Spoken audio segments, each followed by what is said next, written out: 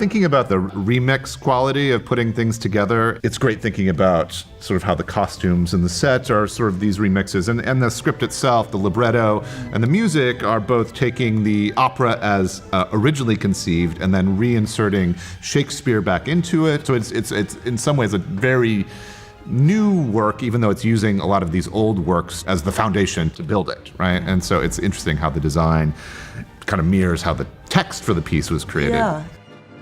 And I think in the spirit of kind of like the history of Sicily, it's sort of a mashup in a weird way. We've kind of taken elements from other shows and kind of tried to put them together into something that was really representative of this island life. I do love that you use the word or the term mashup, because that has been one of the great pleasures of designing the costumes for this world.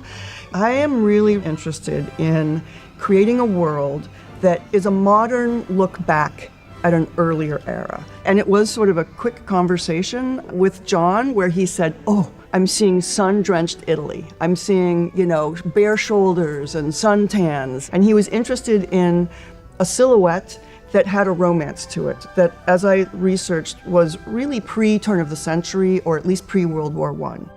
Here it was really exciting to take the plans from this existing set, coming from these more tragic productions, has been given sort of this new life in this, sort of light, airy, bright, almost white color that is painted throughout.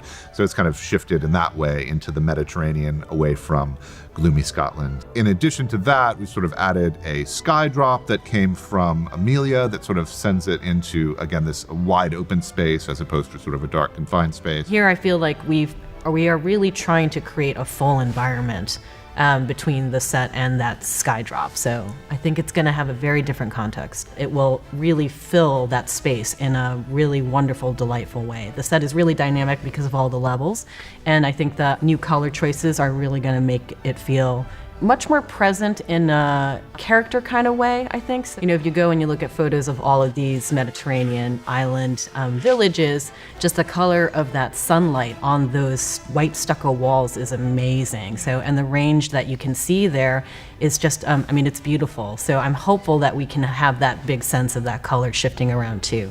I fell in love with those Mediterranean watercolors, as well as the stuccos. And then when we looked at what was the tragic gray set, and now what is the white version of it, it was so clear that white was going to lift everything into a wonderful romance. And in a delightful manner that the audience will really enjoy. So I hope they have as much fun as we've been having. Yeah.